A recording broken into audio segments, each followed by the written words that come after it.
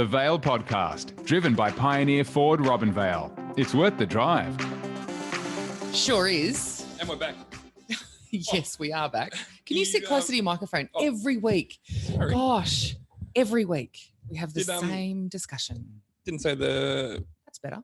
So, it's good. Didn't say the what? Don't tell me we have to say the... No, we don't have to say the website. Oh. Professionalism plus here. My stress, given what day it is, my stress levels are already heightened. You are not helping already. And we're 3 seconds in. I don't know why you're stressed. There's only like a council election. Richmond are going to lose the grand final and so are the Storm. Yeah, I know. It's funny. How very dare you, sir? Mm. Wow. Anywho, let's move on to a completely different topic. So over the last month and for the next few weeks, we're talking to different people about their careers, and Charlie has actually sourced a guest. A good one too. A great one. But this doesn't ever happen. Charlie never lines up the guests unless they're with Ambulance Victoria. Charlie never does any of the groundwork. He just comes in, brings the lols and walks out again. And to be fair, it's literally because I had a conversation with you and then I saw Gab, Anthony's sister. Right. And I said, he'd be really good to be on the podcast. Wow. Well, you know what? Thanks for your work anyway. And we should welcome our guest, Anthony Cardin. Thanks for having me. It's exciting. I will be honest, I hadn't heard of this podcast until Charlie messaged me. So now I'll tune in regularly. There we go. So we've picked up an extra listener well, in the process, which is fabulous. Now, Anthony, you grew up in Robinvale. I went to school here. I did, yeah. I think, and my husband thinks, that you were in the same year level, perhaps. What year did you graduate? 2000. Yeah, that would be Luke's year. Yeah, 3 years after me. Yeah. And you've been at school for like ever since. Pretty much. Yeah. Medicine is lifelong learning for sure. We did have a bit of a laugh of because I did just when I talked to Gab, I said, Anthony's a doctor, isn't he? And she was like, yeah. And I said, he'd be great for the podcast. And she didn't tell me exactly what you do. So maybe you should explain it because I made a bit of a fool of myself. Well, I did, before you got here, Charles, I did have a word to Anthony about and I asked the question, how many letters come after your name? And I've just counted them. It's more than 20. Yeah, it's too many. It's just just shows you how long it takes to get to like where I am now, 20 years after finishing high school. So wow, it's insane. It's like 22 letters after your name. So tell us exactly what your title is now. So I'm a radiologist and nuclear medicine specialist. So basically that's medical imaging. So all types of medical imaging. So X-rays, ultrasound, CT, MRI, and then nuclear medicine is PET scans and bone scans and lots of other things that are a bit more specialized and you don't see that often. So yeah, that's my career thus far. So I just look at pictures all day, basically. What do you mean thus far? You plan on doing more study? No, I think I'm done. But yeah, but things like there's always new things that come up in medicine and you have to learn them. And like I gave a talk to the year 12s, I think last year or the year before, and I mentioned in that talk that like my subspecialty is PET scans, which is basically nuclear medicine scans for cancer. And the first PET scanner in Australia was installed in 2000. So when I finished high school, basically my main job didn't really exist in Australia.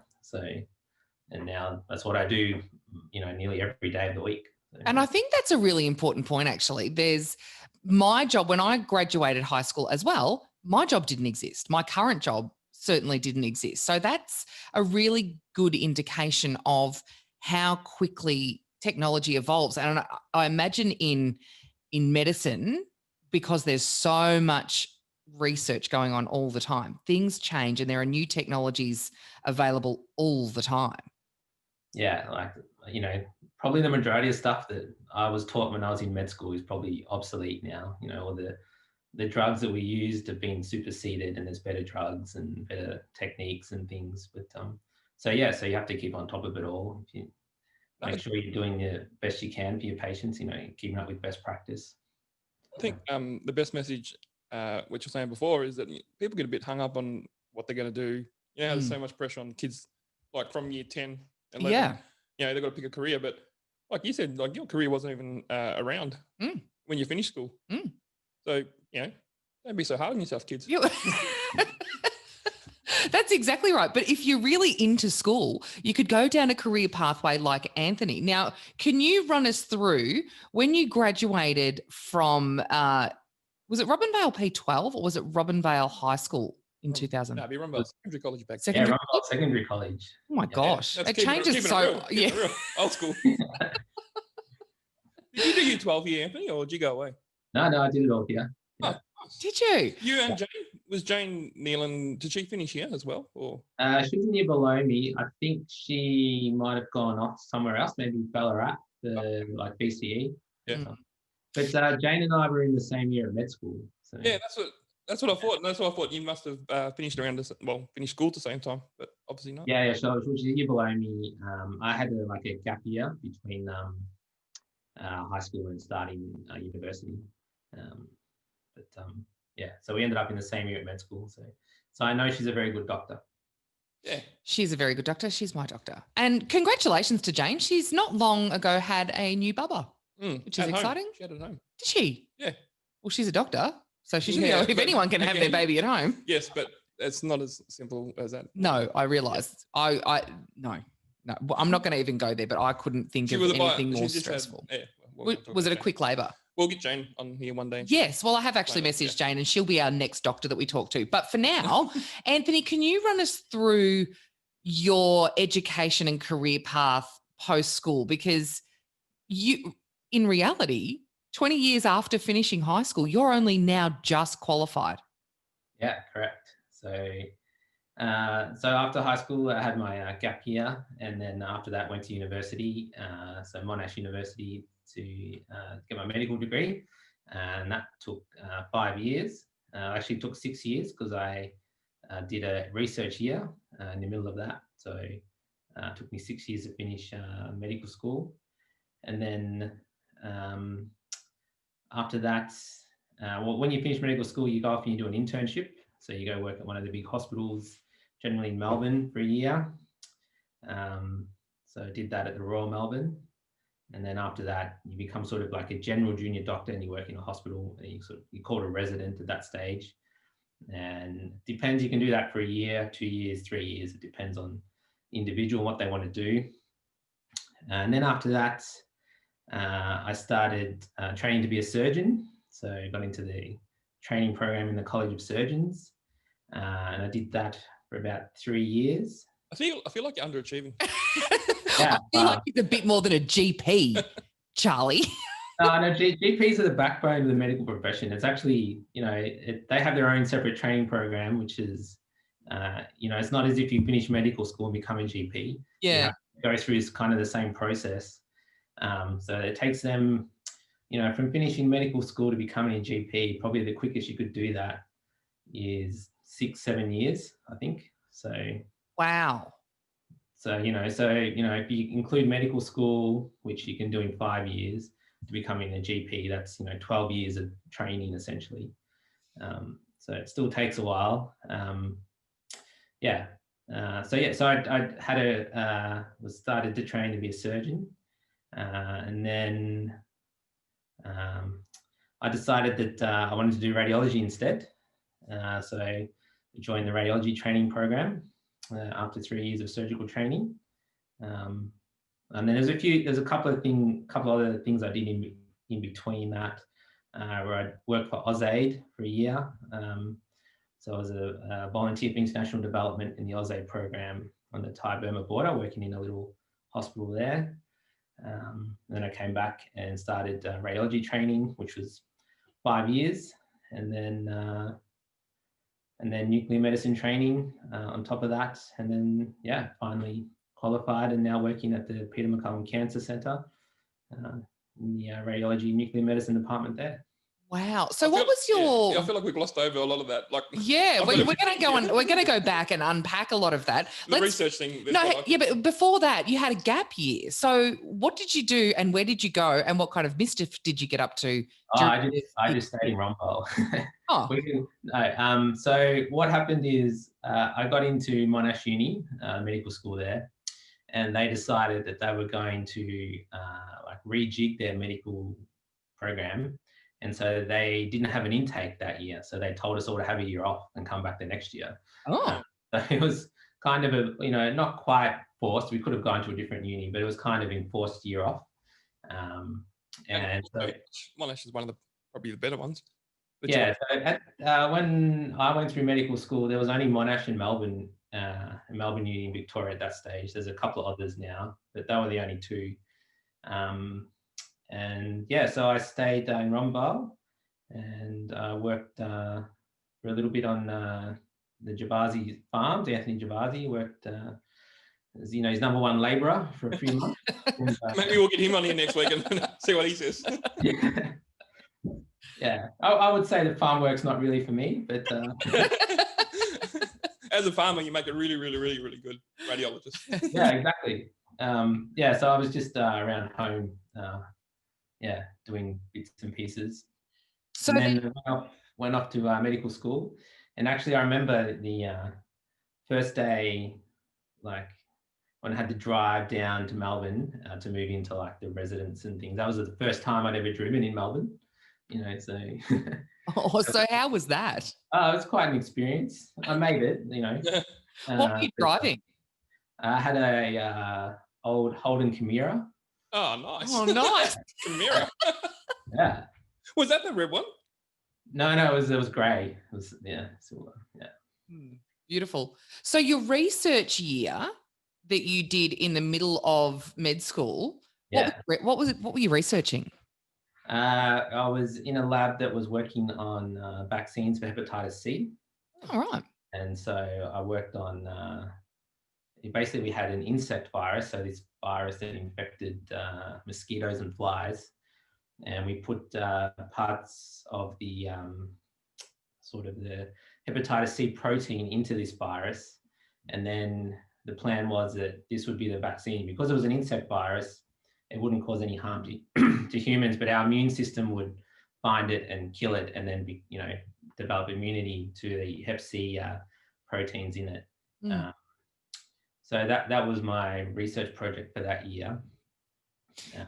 But since then, we've basically hep C is pretty much curable these days. So I was going to say, so did that contribute to then the treatment that we have for hep C now? No, so that was kind of being developed at the same time, right? And they always had much better results than we did. The problem with our virus was that the human body is very clever at killing things that don't belong in it, and we have this thing in our blood called complement, and its sole job is to just bind to viruses and stop them from working. And unfortunately, it was very good at killing this particular virus, so it worked out well. Interesting. It's so far over my head, but I find it so fascinating that there are people that are so incredibly smart to do this kind of thing, which is why I always donate money to research projects and things like that I find worthy. So Burma was what I wanted to talk about. Yeah, the Oz aid thing. Let's unpack that. So that was, I think what year that was. I think maybe 2011 or 2012. So I spent the year on the Thai-Burma border. So back then, Australia is still called the country Burma, and now it's Myanmar. So at that stage, they called themselves Myanmar, but Australia refused to recognise the name, so we had to call them Burma. But now it's all Myanmar. And so I lived in a little sort of town on the border called Mae Sot. And there was a non-government hospital there that basically dealt with like Burmese refugees that came across the border. So there's a population that lives on the other side of the border called the Karen, and they're kind of population that had been don't have a great relationship with the Myanmar government. So there's often a lot of displaced people. There's a large refugee camp in that area. So I worked in that little hospital in the surgical ward, just basically a tin shed. And yeah, I did that for a year. It was an interesting experience. Yeah, we had no general anaesthetic, so everyone we operated on was awake. Oh my no. gosh. Experience. That we had local anaesthetic, so they were all numb, and we could do spinal anaesthesia and things like that. So they didn't feel anything, but they weren't drugged and they were wide awake. And so. Is that intimidating though, or confronting, or just weird? For the patient, it would be. Yeah, well, yeah. I'm talking about from Anthony's point of view, though. Obviously, for the patient, although those patients probably didn't know any better, but from an Australian doctor's point of view, if you can converse with the patient while you're operating on them. Yeah, well, I mean, it's not uncommon in Australia for people to have those sort of operations. So I think, like a C-section would be the most common thing in Australia. Women are awake and with it, and they just, there's just basically, they just don't know what's going on beyond the sheet. Oh, yes, we do. Yes, we do. We know exactly what's going on. You sort of do. Yeah, because when I was a surgical trainee, I did a lot of seizures. But when I was over there, to be honest, the patients there, were very compliant, and they're a very sort of chilled population. And a lot of the times when we make them numb, it was the first time in months and months that they had been pain-free. And they'd fall asleep because they were exhausted. The pain had been keeping them awake and they hadn't been sleeping. And most of them would just fall asleep. So I love a good anaesthetic. I'm a massive fan of I am. I'm not going to lie. I love it. I love a good general, but I understand that perspective of when you all of a sudden you're pain free and you can just relax. Yeah. And your heart rate drops, and I get that. That's cool. But literally it was a tin shed. And the ward, the ground was just dirt, and the operating theatre was a bit better. And the operating theatre was the only room that had air conditioning. So I used to hang out in there a lot.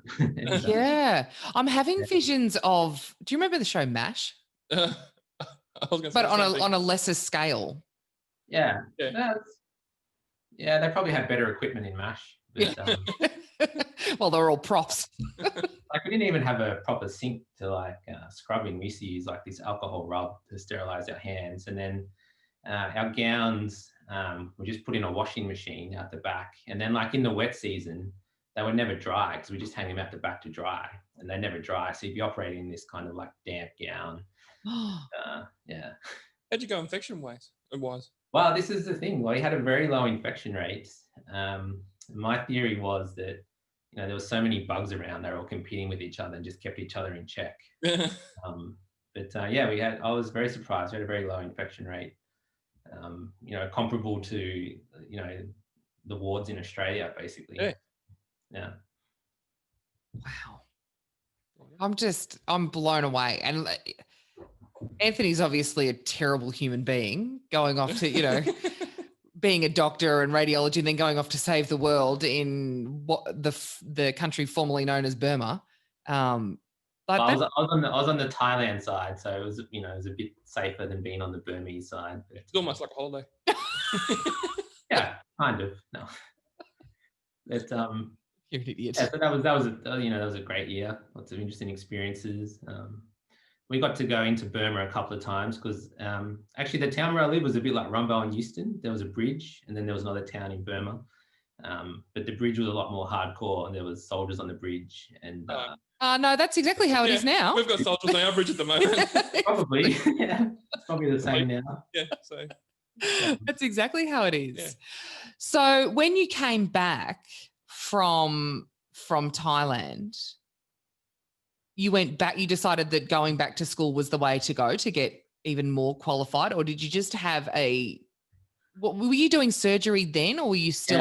Yeah, I was still training to be a surgeon then. And then when I came back, I did another year of surgical training at the Geelong Hospital. And during that year, I decided I wanted to do radiology instead. So I guess, like after medical school, you know, when you're an intern and onwards, it's probably more of an apprenticeship, I guess, rather than, you know, being at school. Mm. You're at work and you're learning, but there are, yeah. So, and it's a bit like, I don't know, like apprentices go off to trade school for a couple of weeks here and there. I guess we kind of do the same thing in between, you know, working. So, Yeah, right. So what made you change your mind? Was it that experience and having to operate in a theatre that was a tin shed with a dirt floor that made you go, don't know that surgery's for me. I want to look at pictures instead? yeah, well, I've always been interested in radiology because radiology is all about like diagnosis and, you know, trying to find what's wrong with the patient. It's a bit more problem solving. And I really enjoy that aspect of medicine. So surgery, you know, there's a bit of that, and then there's the operating, which is great fun. But then afterwards, you know, there's a whole lot of boring stuff. So, you know, operating is probably 10% of your time. And then the rest of it is, you know, it's just basically the patient's convalescing and you have a lot less to do with that. Mm. You know, it's, and then also they're very different lifestyles. I think being a surgeon is a very demanding lifestyle. And it takes a certain personality, which you, as a trainee in surgery, you get to encounter the different personalities in the bosses. Mhm.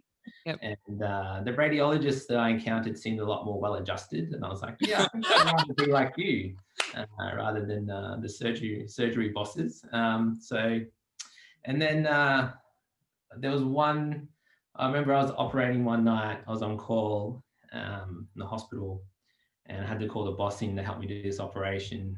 And it was like midnight, and we're doing this big operation. And the boss is like, he's like, oh, Anthony's my wife's 50th birthday party today, and you've called me in to come and do this. And I was like, wow. Like, you know, so I was like, so there's those kind of things. There's a lot of like, I think a lot of personal sacrifices you have to make as a surgeon. Mm. And so I think you have to really love it to be able to like deal with that. And yeah, I was like, not sure I love it that much actually. So Did you ever watch Grey's Anatomy? yeah, well actually ER was my favorite medical show, but I did watch a bit of Grey's. Yeah. Is that what inspired you to go into No. surgery for a start? I hope not. Hey. No, like surgery is really cool. They're kind of like the rock stars of medicine in a way. Well, they act like they are anyway. But, Scrubs was always my favorite medical show. yeah, Scrubs is very good. But Embarrassing body parts was mine. Oh no, I can't watch that. in surgery, like the other bad thing, well, not the other bad thing, but the other thing you have to deal with in surgery is, you know, you are doing serious stuff to people. Like, you know, you're doing life-changing stuff, and you know, if it goes wrong, then, you know, there's a lot you have to live with. You know, if you make a mistake, and there's some people that can handle that better than others. Mm. And that's also, you know, I enjoy sleeping well at night, and radiology lets me sleep well at night. So, But wouldn't there be in radiology, because you, like you said, there's a lot more of the diagnosis, and you get to look at things and problem solve. There'd be a bit of that. There'd be a bit of that pressure that if you get things wrong, then yeah, there is a bit of that. But generally, you know, you're never working by yourself in radiology. I guess there's always someone you can go and ask and say, hey, do you think this is this? Or like, I'm not sure what this is. You know, can you have a look at this scan and see what you think it is? So there's that. And also, you know, in terms of the diagnosis and thing, the pictures are only part of the story. So it's the other doctors, you know, like the GPs or the physicians or the surgeons that are seeing the patient, and they, you know, they can see, you know, exactly where the pain is in the patient, or they have the blood test results and things like that. So, you know, sometimes they'll call us and they'll be like, hey, we think the patient has this, but then, you know, you sit on the scan, you think it's this, can you go back and have a look and see, you know, if it makes sense, that kind of stuff. yeah, right. But it definitely does happen. It's just a fact of medicine.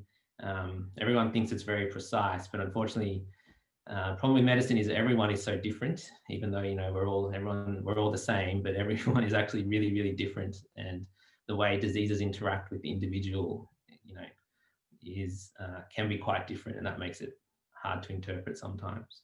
Mm. I'm always a fan of if we take someone in, I like following them up through the CAT scans. Well, I don't go through them with them, but all their X-rays. It's always interesting. Yeah. And I love talking to the radiologists and that, and they'll say, "Oh, yeah, can you see this?" And you're like, "Yeah, yep, I know exactly what you're talking about." But there would be some that you'd see, like obviously X-rays and stuff. If there's a break in a bone, that's pretty easy to see. Yes, yeah, but we're talking about like brain scans. And Yeah, stuff right. Like that, lungs. I've never seen a brain scan. But Anthony, do you do things like MRIs and, well, in the past, have you done MRI scans and things like that? Yeah, I report MRI scans. Yeah. Great, I've got a couple I need a second opinion. No, I don't really. So now you're working in nuclear medicine. Let's talk about that, because that sounds pretty awesome. And again, was there much nuclear medicine around when you finished high school? There was a little bit, actually. Nuclear medicine does have quite a long history, kind of back to maybe like the 1940s. It was kind of starting around then. So it did definitely exist in medicine when I was training, but it's just, the advances in the last 20 years have made it a lot more prominent in medicine. And it's interesting because, in the, 20 years ago, the guys that did nuclear medicine, like the specialists there, were kind of like maybe a little bit special in medicine. So it kind of still has a little bit of that reputation about it. So basically what it is using radioactive materials to image parts of the body, or actually to work out what the body is doing. So we inject, we call them tracers. So there's usually a radioisotope that's attached to like a protein or a molecule that the body does something with. So, like we do renal scans where we image how well the kidneys are working. So we have a radioactive molecule that's attached to a protein that goes through the kidneys, and the kidneys flush it out. So we watch it, using the scanners, we can watch it go to the kidneys, see how long it takes, how long it sits in the kidneys, see the kidney can push it out to the bladder, and then we can see it, leave the body, basically. But the main thing I do is PET scans, which is positron emission tomography. So that's, basically, it's the human race harnessing the power of physics to do something amazing. That's how I would explain it. But so basically, the main thing we use is a tracer called FDG, which is basically radioactive sugar. So we inject this radioactive sugar into patients, and then we usually use it for cancer. And so cancer is usually, they're hungry cells. They want to use sugar to grow and divide. So usually the sugar goes there and it lights up on our scans. We can see that, wow, most of the, a lot of the sugar has gone to this area, and this is probably where the cancer is. And then we can see where the cancer's spread and things like that. Yeah. So the radioactive sugar is a really interesting way to describe it. And I know the very basics about PET scans. And by that, I mean, Dad has had PET scans. So I know that he's had to, go through the process and whatever. But so when you take the sugar and you do the scan, when they say things light up like Christmas trees, is that the cancer cells that do that? Yeah, and they say Christmas tree because we use a color scale that goes from green to red. So green is like there's only a little bit of sugar being used, and red is a lot of sugar is being used in that area. So the pictures kind of have this green background because the rest of the body is using a little bit of sugar, and then the cancer is using a lot of sugar, so it's red. So that's kind of the Christmas tree analogy. I had a totally different thing in mind. I had like the MRI scans when there's, how you get the bits that light up really white. That's what I had in mind. I had no idea that it was green and red, but I've heard the term when they talk about it, things light up like Christmas trees. I was like, oh, but that's kind of the standard color scale. But there's other ones. People, you can, it depends on the software. I can change the color scale, but the standard in nuclear medicine is to use that scale. And yeah. So yeah. With when we talk about nuclear, anything nuclear and radioactive, I guess as a kid of the 80s. You're thinking of Homer Simpson, aren't you? No, I was actually thinking of things like Chernobyl and the atomic bomb, and sorry, I'm going to leave the Simpsons comment well alone. I feel like we don't want to dumb this conversation down. Hey, the Simpsons. Anywho, I feel like, coming from that era where radioactivity and nuclear had a pretty bad rap because of things like Chernobyl and plutonium. And that's where my mind goes. Like, is plutonium and things like that used, and is nuclear medicine, can it be dangerous? Like, what are the risks associated? Yeah. So, we don't use uranium or plutonium or those sorts of things. And that's the other thing. A lot of people, when I say I'm a nuclear medicine specialist, they think that's what I do. They think I treat people that are, been involved in those accidents and things, but actually we don't. I wouldn't know. Like, we're not trained to do that. That's a different specialty again. But basically, the radioactivity we use is very low doses, and they're very short half-life. So, for example, the radioactive sugar has a half-life of 2 hours. So after about 24 hours, there's basically no radiation left in your system. And the radiation is very low, to the point where, you're probably, if you took a flight to London from Melbourne, you're probably getting more radiation than you are from our scans, because the higher up you are in the atmosphere, the less atmosphere there is to block the sun's radiation. So, and particularly like an X-ray is hardly any radiation at all. And even the new like CT scanners, it's very low radiation. And, even with the CT scanner, you're basically getting exposed to radiation for less than 30 seconds, whereas the nuclear reactor type accidents, those things emit radiation for years and years, like centuries. Yeah. And it's constant. So the people who live in those areas are constantly exposed to it. So that, the average person in Australia that's having a few scans over their lifetime, it makes absolutely no difference. We are very cautious with women that are pregnant because, in the early stages of development, the fetus is very vulnerable to radiation. So we definitely try and avoid it, in the first trimester. But after that, it's very, very safe. And, there's lots of things we use radiation for in medicine. So there's just like, there's the imaging, but also treatment.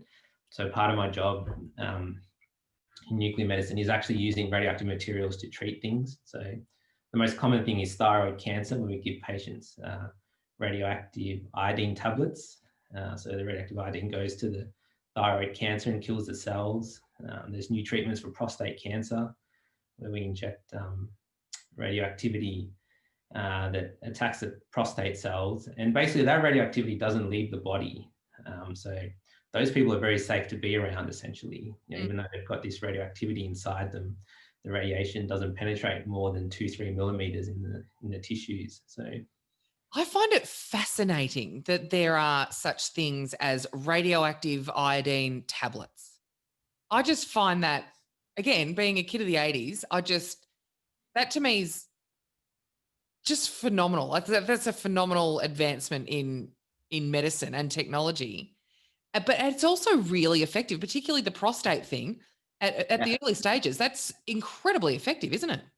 Yeah, it is quite effective. Nothing will replace, having the tumor cut out and then it's gone. But the prostate therapy is very effective, particularly once like the prostate cancer is metastasized and you can't get rid of it all by other means. Then this is definitely very effective. So yeah, and that's the future. And this is the kind of stuff that we do quite often at Peter Mac. So being at Peter Mac then and being involved in this type of nuclear medicine, are you doing research that could one day lead to a cure for cancer?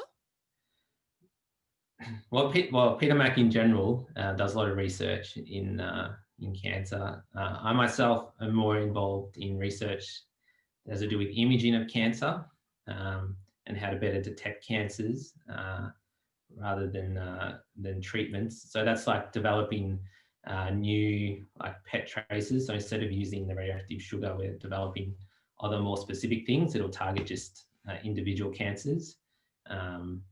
So there's that kind of research that's happening. And curing cancer, I think, is a very, very difficult thing because unfortunately, cancer is not just one disease. It's, it's basically 100 or thousands of different diseases that, that are all basically cells that have gone haywire in your body. And they, and depending on, what that cell was before it went rogue, it depends, it makes it a different disease essentially.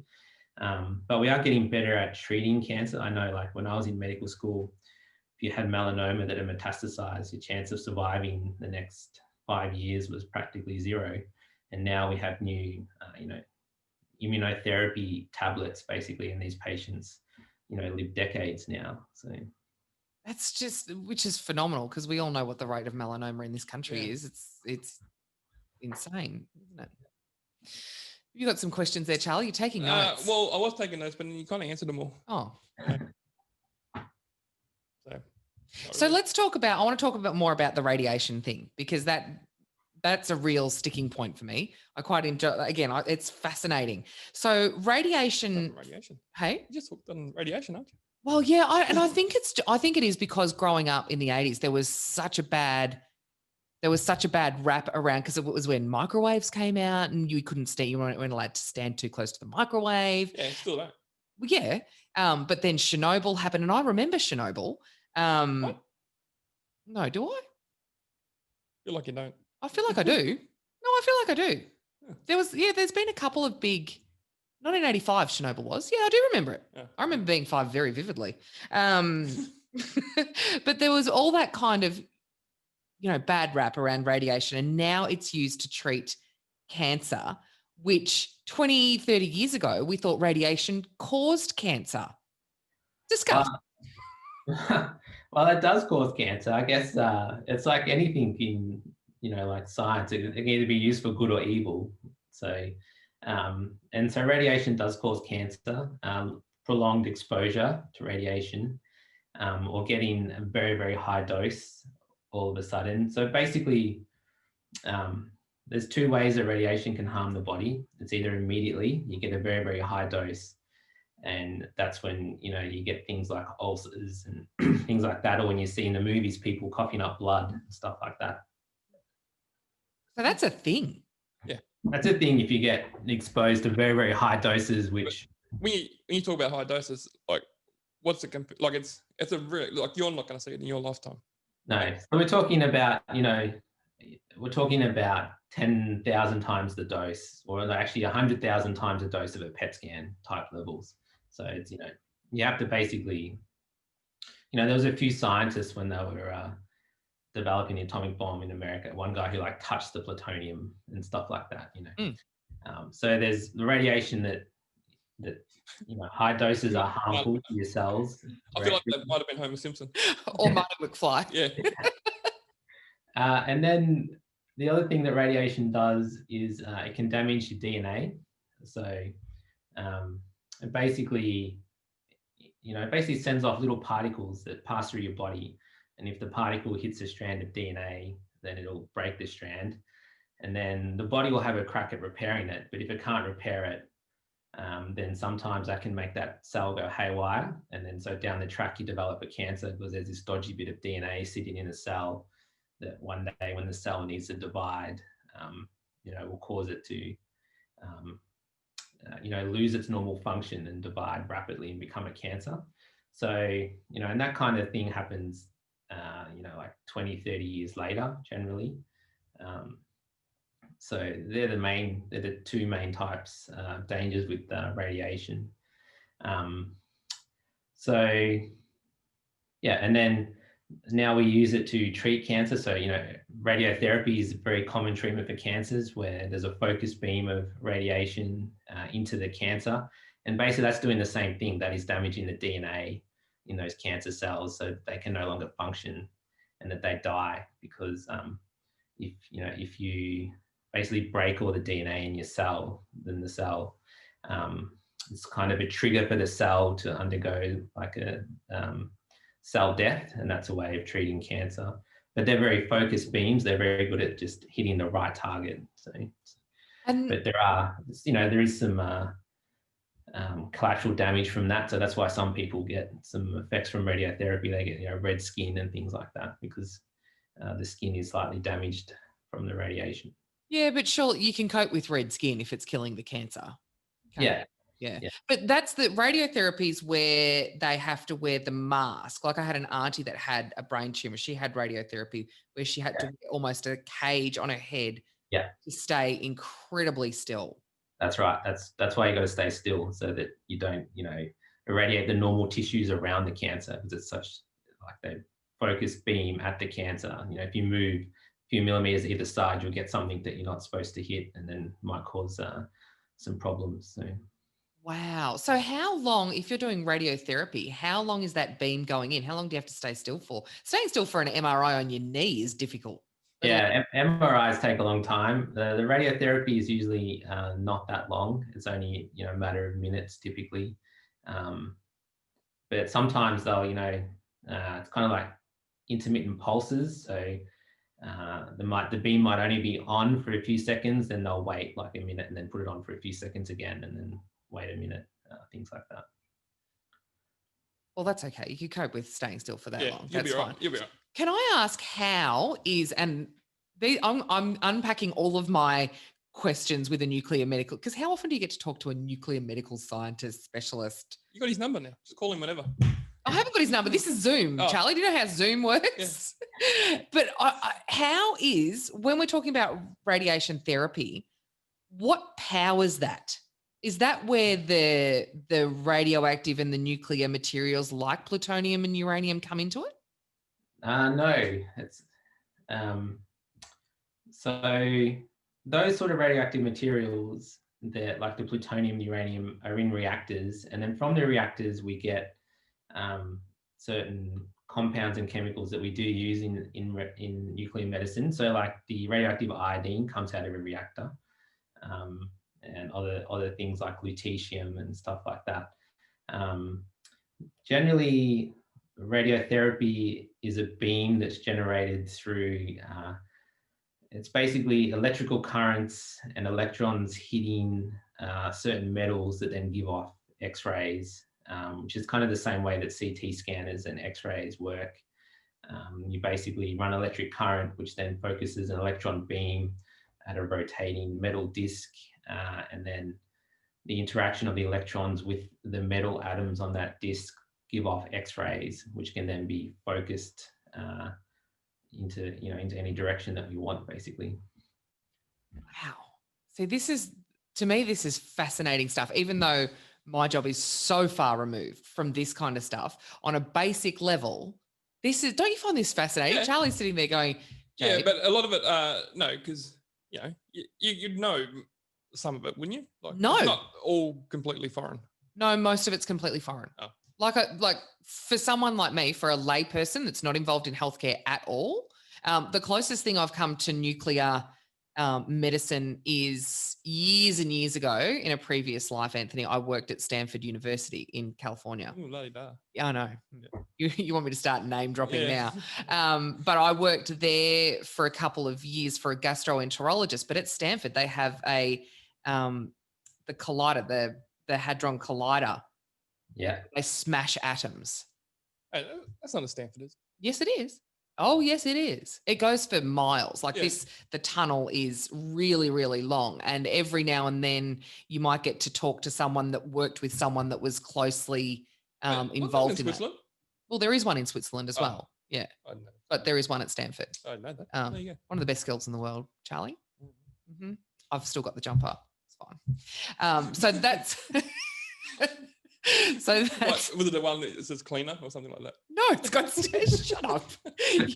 Granted, anyone could go and buy Stanford apparel. Anyway, exactly. But that's sort of the closest that I've ever come to being able to ask these questions. But once you start talking about it and thinking about it, it runs so deep. So the fact that it's taken you 20 years to get to where you are now is actually of no surprise, and it shouldn't be of any surprise to anybody. Well, I think it's actually good because you want your doctors to know what they're doing. So, Well, yes, this is exactly right. You don't just want some, paper off the street.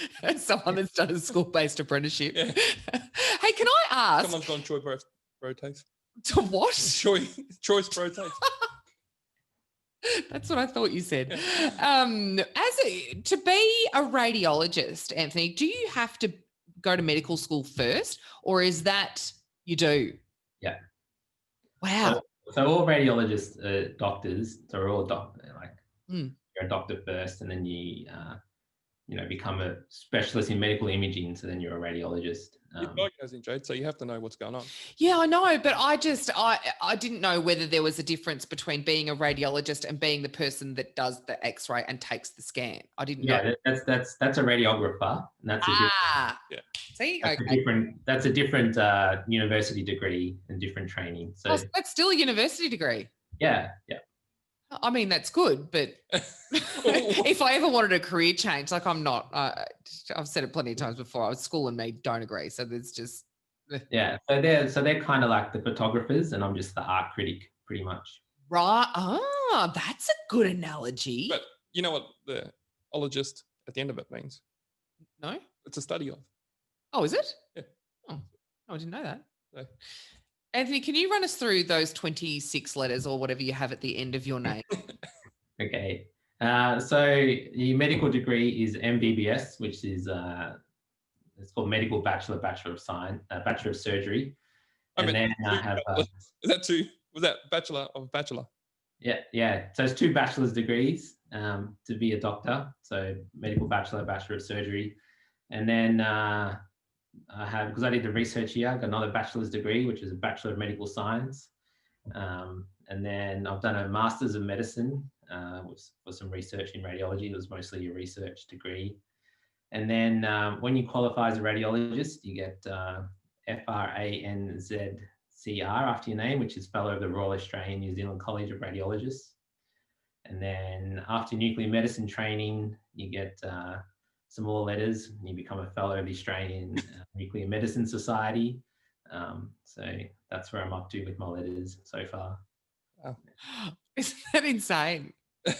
It's just, but like you said, you want your doctors to know what they're doing. So all power to you. You obviously really enjoyed school. Let's go right back to going to school in Robinvale. Were you always a studious? St. Mary's boy as well. Yeah, went to St. Mary's. Yeah. Charlie, what year did you finish school? 96. Yeah, I think I remember you being around school, I think. I would have probably finished high school by the time you got there. Yeah, but I think you went to St. Mary's. I think I remember. Yeah. St. Mary's, yeah. Yeah, so I went to St. Mary's first, and then off to Robinvale Secondary College. Were either of you taught by John Neal? Both of us. Oh, well, I definitely was. I reckon you would have been too. Yeah. Really? Yeah. So John is still around and he's like the local newspaper reporter now. Yeah. This is going to end up in the Sentinel, don't you? Probably. Now that we've said his name. Well, no, but John and I cross paths all the time for stories and things. So no doubt you'll be getting a call to have a chat to Mr. Neal. About Year 7 science. And how he was a catalyst for all of this. Well, was he? I don't know. Was he? To be honest, I was trying to, Please say yes. No, please say yes. I was trying to remember, like, when I kind of definitely decided I wanted to be a doctor, and it's hard. I think it must have been, late high school, I guess, but it probably was from watching ER too much. I don't blame you. What quality programming we had back then. Stop it, Charles. Stop it. Anthony, I mean, I could sit here and talk for ages, but I've kept you nearly an hour, which is longer than I wanted to. So, Tigers or the cats, Anthony? Oh, see, I'm very conflicted, Charlie, because my late brother went for the Tigers. Mm-hmm. So you would know Lucci. So he actually he passed away the day after they won the first grand final. But now I live in Geelong, so I kind of a bit torn about.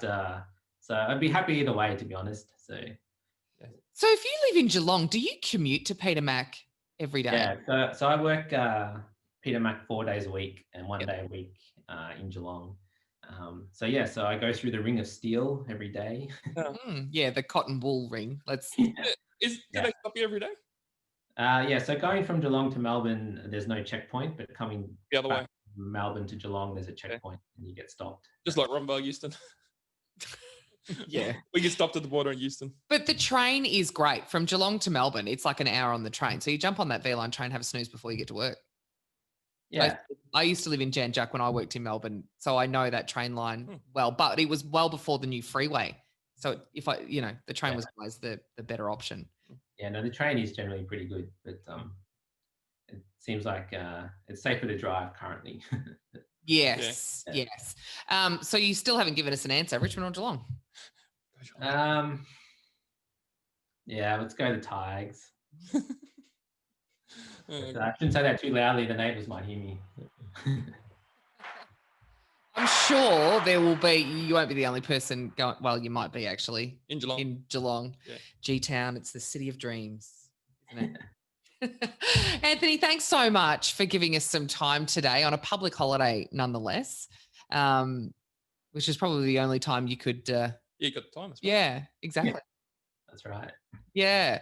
So thanks so much. Any plans to come? Well, you technically regional as far as old mate's mate considers the state.